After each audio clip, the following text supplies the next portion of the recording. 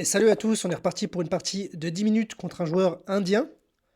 On flirte avec les 1800 Elo, là j'aimerais bien stabiliser mon avance dans les 1800, peut-être monter autour de 1800, 1850, voire remonter 1900, hein. Et on ne joue la carocane d'avance, alors je vais jouer fou F5, c'est ce que je joue sur cette variante. Et sur F4, bah écoutez, ma réponse ne va pas changer, on va jouer E6. Bon, là, j'ai deux réponses. Je peux mettre le cavalier en E7, ce que je vais probablement faire pour reprendre avec le cavalier s'il m'échange le fou. J'ai pas envie de lui développer une pièce. Bon, allez. Là, l'autre réponse, c'était fou prend. Ça lui développe la dame, moi, ça me permet de développer un cavalier. Pourquoi prendre le fou si j'en ai pas besoin? Ce cavalier, on va le sortir et on résolvera, pardon, le problème de ce fou un peu plus tard. Ok. Là, l'idée, c'est que si je joue un coup comme fou G6, regardons F5, cavalier prend, fou prend. Bon, ma structure sera très détériorée, mais j'aurai un peu de plus. Euh, Fou G6, cavalier prend, H prend.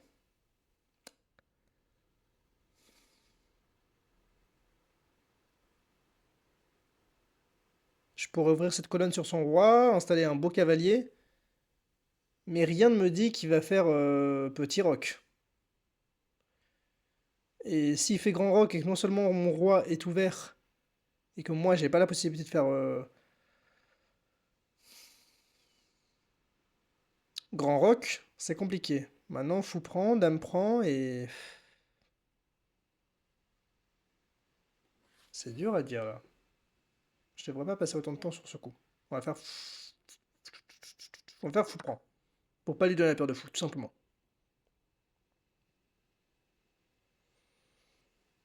Maintenant, ce qui m'embête considérablement, c'est que C5, j'ai du mal à le pousser, étant donné que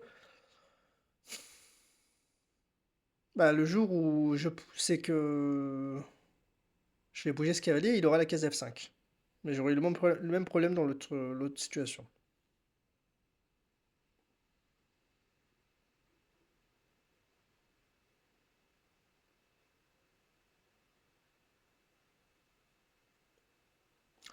En l'occurrence, là, je peux quand même pousser C5. Parce que sur pion prend, cavalier prend, je garde le contrôle de cette case. Et sur cavalier C6, il a toujours pas F5. Parce que j'aurai dame prend H4. Donc je peux peut-être profiter de jouer ça pour jouer cavalier C6, justement. Quel coup que je veux jouer? Là, j'attaque. Hop. Et regardez. Et j'ai une pièce.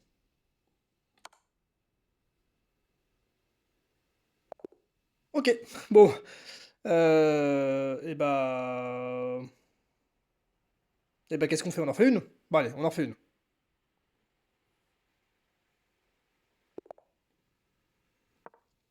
Ok. C'est parti pour cette partie contre le joueur polonais. Attention, pas Indonésie. Qui nous sort la sicilienne. Et vous avez vu dans la partie d'avant, même encore à 1800 Yalo, ça blunder énormément. Fou B5, s'il me joue A6, je viendrai prendre. S'il me joue cavalier D4, je viendrai prendre également, même si je me souviens plus trop exactement. Et là, j'ai plusieurs réponses. Dame B6, c'est très prématuré. J'ai pas envie de lui justifier sa sortie de dame tout de suite. Normalement, sur la Sicilienne Canal, avec le pion en D6 avancé, j'aime bien jouer C4. Et sur A6, ok, peut-être que juste je suis venu là pour échanger. On va jouer une Rossolimo classique. Il a bougé deux fois sa dame dans l'ouverture. Et là, ça fait plus trop de sens de prendre vers le centre parce que sa dame est plus ici. J'ai l'impression. C'est un peu bizarre là comme conception, je trouve, ce qu'il a joué mon adversaire.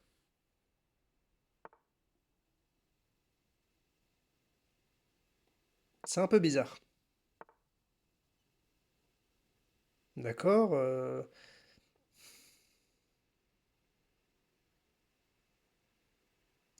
Que je joue cavalier C3? Est-ce que je joue C3? C3, cavalier F6, mon dieu, en tour E1, petit roc D4. euh, il attaquera 3 fois mon pion, il sera défendu une, deux, 3 fois. Donc prise, prise, et j'aurai un fort centre, tout simplement.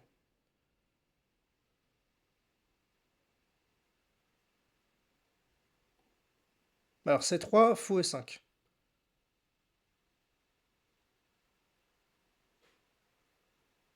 D'accord, bah peut-être que juste jouerai D3 et fou E3 et j'attaquerai ce pion-là.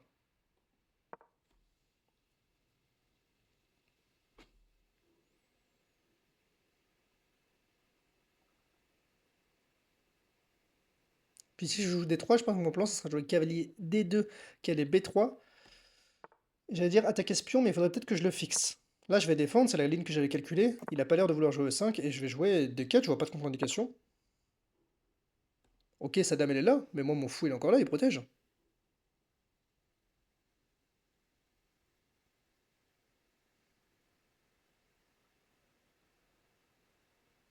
Ah, vous voyez, sa dame, je suis pas convaincu de son utilité. Je vais prendre une fois. Et ce fou aussi, où est-ce qu'il va aller? Là, j'ai vraiment un très fort centre. Et je pense pas être en retard de développement. Une fois que j'aurai fait cavalier C3, il faudra que je résolve ce problème du pion B2, qui sera encore attaqué par la dame, peut-être tout simplement un coup comme dame C2. Voilà, là, il y a tellement de coups qui me font envie. Premier coup que je rate, c'est D5 qui ne marche pas.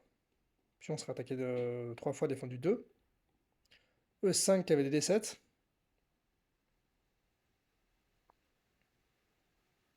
Ça enferme son cavalier, mais peut-être que ça lui donne du F6. Donc disons E5 qui avait des D7, qui avait des C3 par exemple, F6. Pion prend, il est obligé de jouer tour prend pour protéger le fou.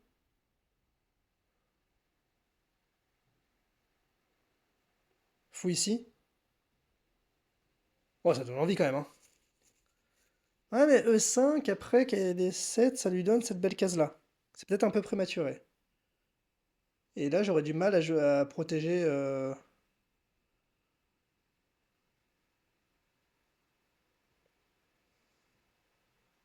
Non, je pense qu'il faut que je le laisse pas respirer.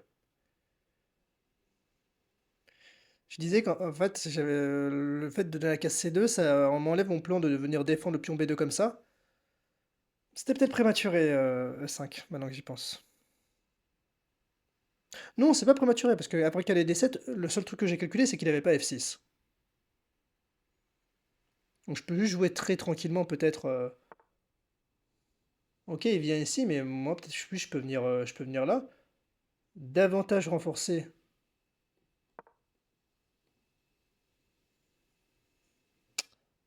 mon centre s'il prend. Et j'ai pas envie de prendre par contre, parce que pion prend, voire fou prend, même fou prend, c'est encore plus fort, je pense. Ça lui donnera du jeu sur son fou. Son fou, pour l'instant, il fait trop pitié, là. J'ai pas envie de lui prendre. Ou alors de lui prendre dans des bonnes conditions, pardon. Peut-être avec un coup comme cavalier G5, maintenant que mon cavalier un peu a fait son rôle de défense du pion. Euh,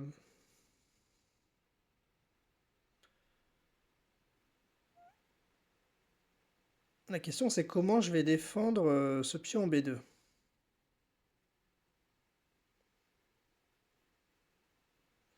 Si je joue dame E2 pour protéger latéralement le pion et préparer la sortie du fou, il peut me jouer un coup embêtant comme dame A5, qui attaquerait 2 fois le cavalier, et je pourrais pas défendre avec la tour. En plus de défendre le cavalier 2 fois, le jour où il supprime ses défenseurs et que je bouge ma tour, il aurait le pion à 2.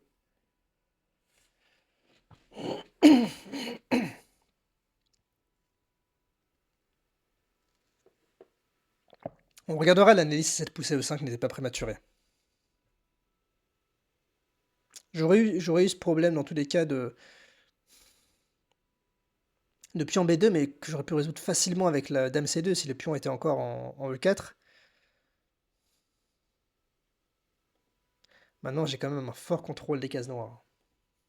Je me demande à quoi il réfléchit mon adversaire là. Je pense qu'il va jouer un coup passif comme tour D8. Alors passif, j'exagère, mais il va pas jouer en coup responsable. Peut-être qu'il calcule F6, peut-être qu'il calcule cavalier prend.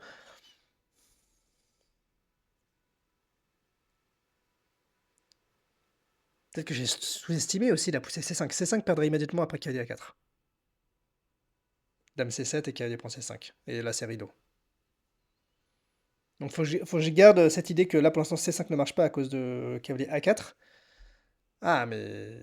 Ok, cavalier prend C3, pion prend C3, C5. Ok.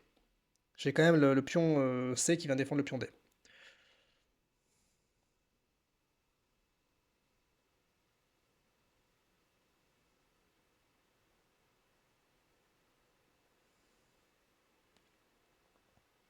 Et ce fou, il va où? Même quand j'arriverai à le sortir. Est-ce qu'il va en G5? F6. Pion prend. Euh, Ah, il a pas F6. Quoique. Après, disons, pion prend. Ouais, mais non, non, le fou serait toujours en l'air. C'est intéressant pour le coup. Fou G5 me laisse prise et récupérer le pion ici. Et il a pas F6, parce que ce fou est toujours en l'air dans beaucoup de variantes. Mais jamais une bonne idée de mettre un fou comme ça devant la chaîne de pions. Je sais que ça existe dans certaines lignes, mais à moins d'avoir une raison très valable, vaut mieux le sortir par l'aile dame, je pense, le fou. Bon, par contre, est-ce que mon adversaire est en vie? J'espère qu'il n'a pas un problème chez lui. Parce que je pense pas qu'il réfléchisse, là, je pense qu'il est parti caresser son chat ou sortir les poubelles. Je sais pas ce qu'il fait, mais là, c'est pas le temps de réflexion de quelqu'un qui réfléchit. Il a peut-être passé 4 minutes sur ce coup. Mais ok, en attendant, ça nous permet d'explorer les lignes.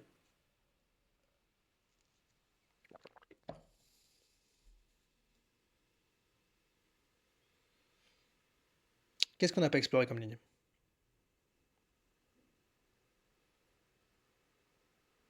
Fou F5?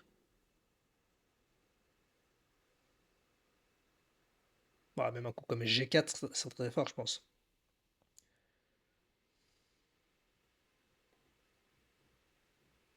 Bon, je couperai le temps de réflexion de mon adversaire. Ah bah, il semble avoir été déconnecté. Donc on va tout simplement... je vais couper et on va regarder la partie d'analyse. Ah non, pas déconnecté.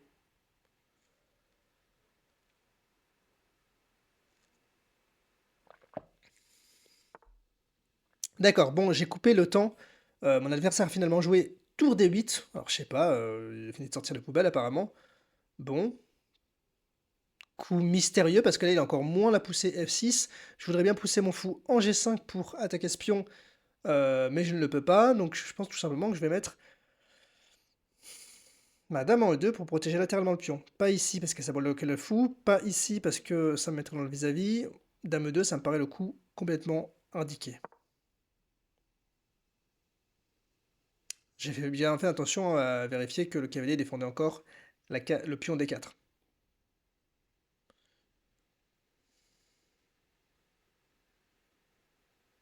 Et là, le coup que j'aurais défendu sur Dame 2, c'était Dame A5, c'est ça?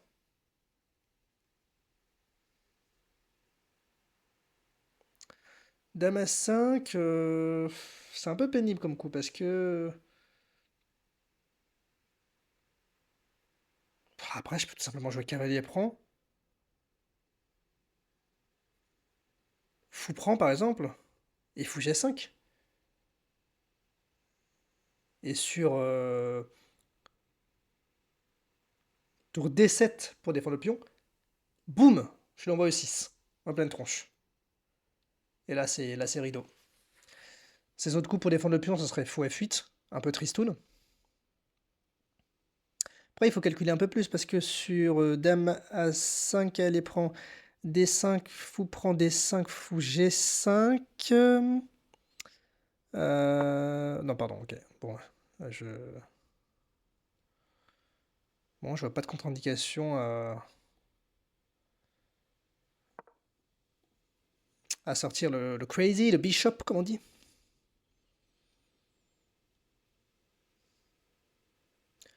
Là, probablement qu'il va jouer un coup comme tour D7. Mais tour D7, je pense que je joue cavalier A4. Dame C7, cavalier C5. Attaque tout. Risque de lui massacrer sa structure. Il doit bouger la tour. Ouais, c'est ça. Et là, j'avais prévu cavalier A4, c'est ça?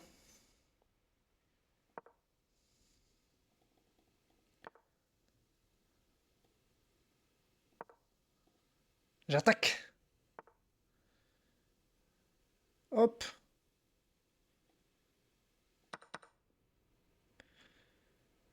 Tac. Je vais remenacer de rentrer avec le fou ici. Peut-être m'enlever de cette pression. Peut-être empêcher la poussée C5, mais ça lui donne le pion à 2. Après, cette tour-là, je peux peut-être tout simplement la mettre ici.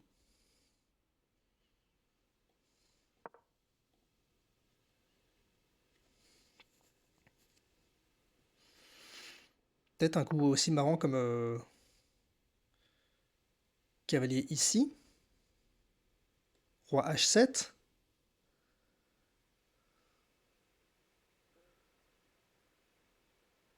Dame là, et comment il défend le pion G6? Bon.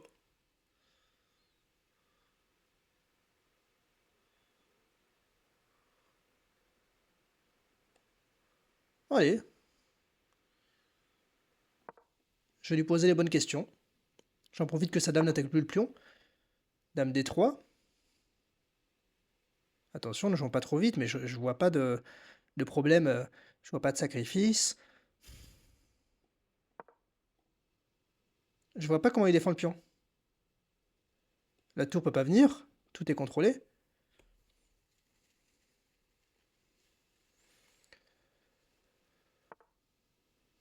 Ouais. Ok, pour être très franc, j'avais pas vu cette défense. Je peux peut-être juste sortir le fou et jouer un coup comme... donc gagner un tempo en attaquant la dame. Et jouer un coup comme G4. Faire bouger la tour et gagner la partie.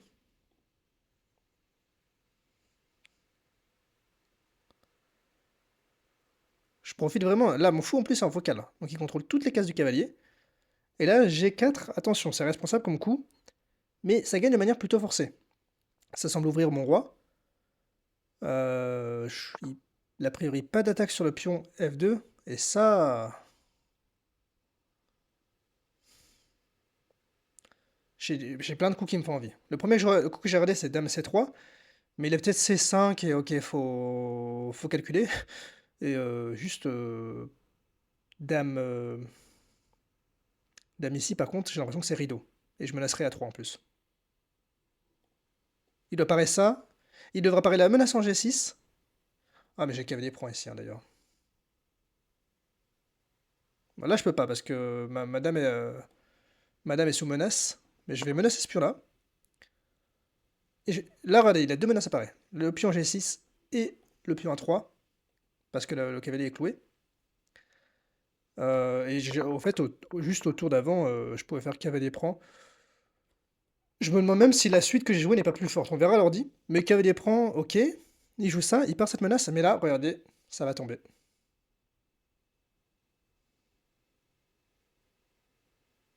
Je vérifie, hein. J'ai ça intermédiaire. Je vais récupérer la tour sans contrefaçon. Je suis un garçon. Ouais, voilà. Bon, désolé pour l'adversaire, c'est vrai qu'il a perdu pas mal de temps. On va analyser la partie très rapidement. Bon, 1820 Elo, ça fait plaisir. On monte, on monte. Et une partie jouée à 85,8% de précision. Ça, c'est cool. Quasiment une partie sans erreur. Ok, la Rossolimo, c'est ce que j'ai l'habitude de jouer. H3, C3. Vous avez vu la première partie, je connais pas les coups par cœur. Je les retrouve sur l'échiquier, honnêtement. Parce que j'aime pas apprendre la théorie. Ah, voilà. Là, E5, c'était un peu trop prématuré. Il fallait juste continuer le développement avec LC3. Et c'était prématuré à cause de... À cause de cette ligne, justement. Là, l'ordi aimait bien d'ores et déjà cavalier A4, dame C7, cavalier C5. Et fou C8. Ouais, c'est vrai que c'est tristoun, hein. Et fou C8 et peut-être même l'attaque de minuit, non? L'attaque de nuit? L'attaque de minuit? Je sais plus. C8. Sur pion prend, en effet, ça serait très fort parce que je menacerais la fourchette. Mais il y a F6. Mais ça donne quand même envie là en termes d'espace, non? Les noirs sont mieux. C'est assez dingue, mais. Allez, il a un fou qui joue pas. Il a un fou qui joue pas. Il a une tour qui joue pas. Et l'ordi ose me dire que les noirs sont mieux. Incompréhensible. Hum. Ah, mais. Pourquoi disons que je joue un coup, je sais pas, disons que je joue A3, tour D6. Alors plutôt, disons A4, tour D6, A5, tour B8. Ouais, je sais pas, c'est dur à comprendre. Bon, bref. Tac. Là, j'ai beaucoup aimé la suite. Le coup que j'ai joué, qui en effet est vraiment, vraiment bonne. Et là, l'ordi préférait Dame D3, que j'ai joué plus tard, mais en fait qui est beaucoup plus forçant. Euh, Ouais. Ah, et là, regardez.